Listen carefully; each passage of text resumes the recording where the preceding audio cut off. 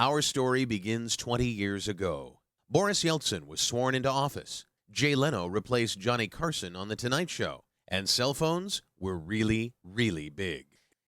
It was August of 1991, and a 20-year-old computer science student named Linus Torvalds sat down at his computer in Helsinki to post what is now one of the most famous entries in computing history.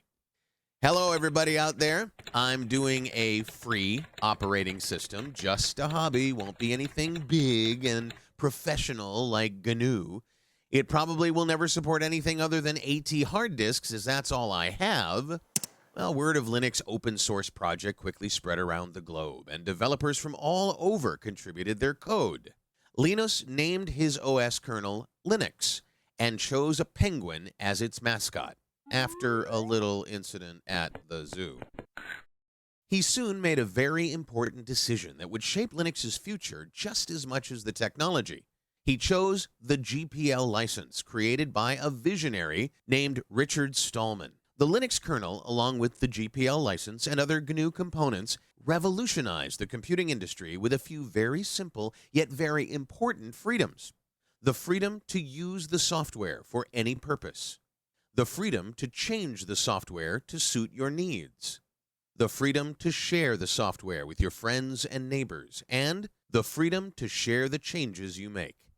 These radical ideas fueled its spread around the world and, somewhat paradoxically, its rise from a hobbyist experiment to the foundation of a large and thriving commercial ecosystem.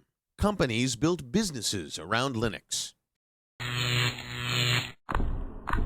In 1999, Red Hat's stock tripled as it became the first Linux company to go public. That same year, IBM spent $1 billion to improve and advertise Linux. Does he have a name? His name is Linux.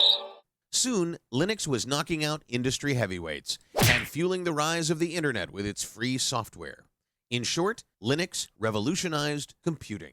But whenever something is this disruptive, there's bound to be competitive crossfire. But Linux not only survived, it thrived.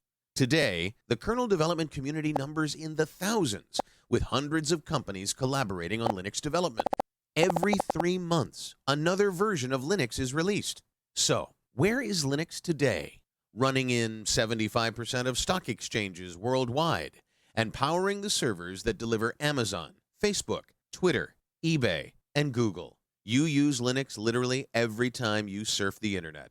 It's in your phone, in your TV, running 95% of supercomputers, and in many of the devices you use every day. Linux is everywhere. And the Helsinki-based programmer who started it all? He orchestrates this worldwide army of developers from his home office in Portland, Oregon, as a fellow at the Linux Foundation.